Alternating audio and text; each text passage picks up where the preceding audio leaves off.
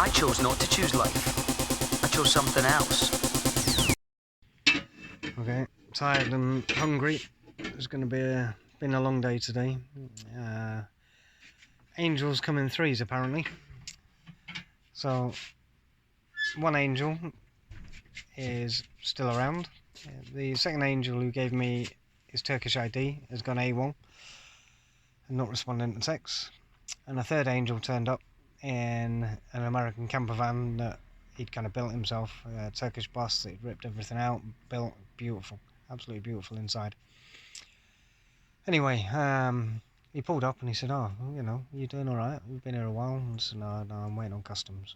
So he said, "No, I can help you." Turns out this guy's quite well connected, businessman, 18 apartments he rents out, house in Miami, house in Antalya, all sorts of stuff.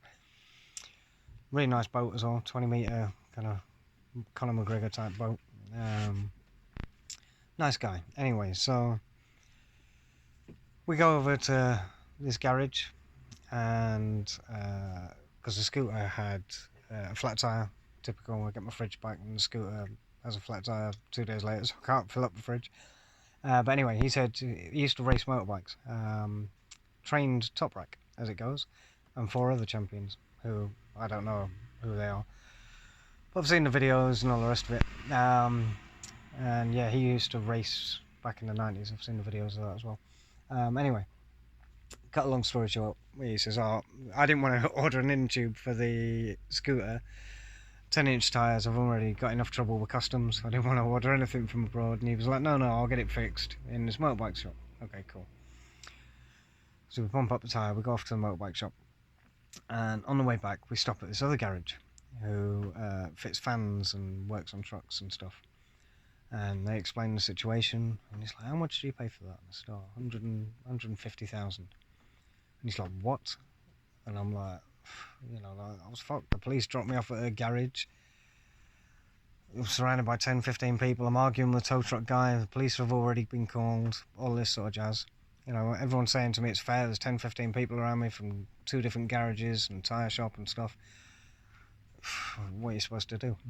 So, anyway, cut a long story short, he goes, "Right, tomorrow, he knows who this guy is, I'm gonna turn up at his garage with this other guy and fuck him." Alright, cool. I feel like I'm losing control of the situation a bit, but I don't really have a lot of choice, and I can't really complain. They're trying to help me, right? So they turn up today, and basically all the arguments I've had with this garage have been legit, absolutely 100% legit. So when I thought they were ripping me off and that the numbers seemed far too convenient, yep, they were ripping me off. When I was arguing with the police and the tow truck and stuff, and I was adamant that it was going to go further, and they were kind of acting as peacemakers, I thought there was something sus about that. Again, I was right. Turns out, trust your gut, follow your gut, and fuck everything else. Anyway, so they've forced the issue with this guy. Cut a long story short, he charged me 150, and what they did was they split it between him and the tow truck guy, who claimed he wasn't a tow truck guy. The guy that has tattoos on his neck and thought that claimed that he didn't claim, he acted as he owned a garage when I first turned up, and that's who I was negotiating with. So basically these guys have now been like, "Look, we're going to call the police, they're going to file a report. Not only will you be forced into paying the money back, but they're going to fuck you on so many other levels, like tax and investigate everything. So you're going to give the money back." So I haven't got the money back yet, and I've had false dawns before, but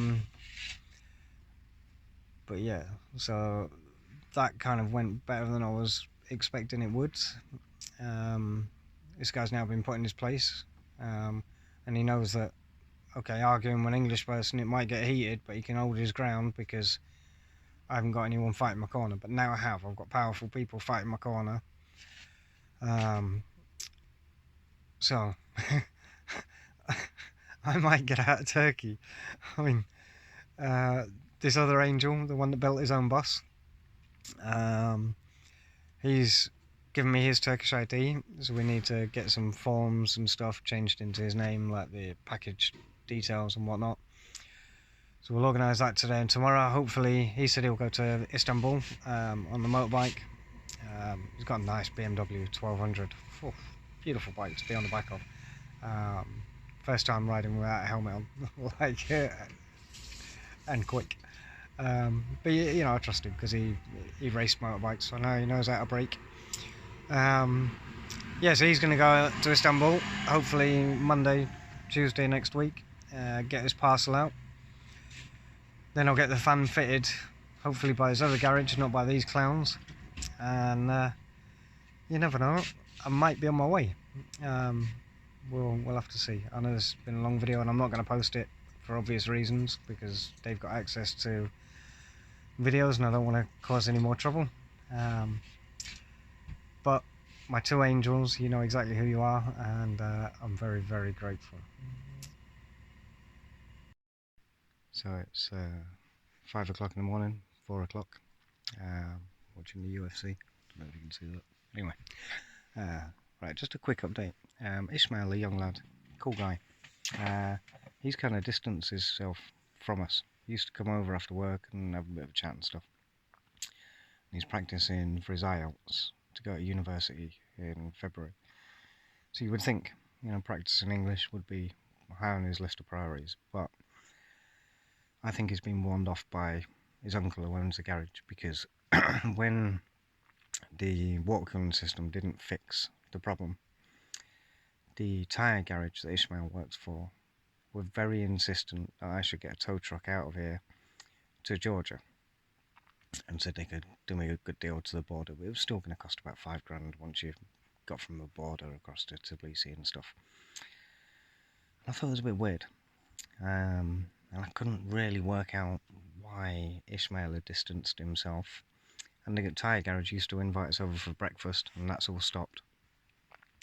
And I think what's happened is they knew that the garage next door were fucking us. And when the water cooling system didn't fix the problem, they were like, he's going to fuck you again. Get out of it. But they couldn't say that to me.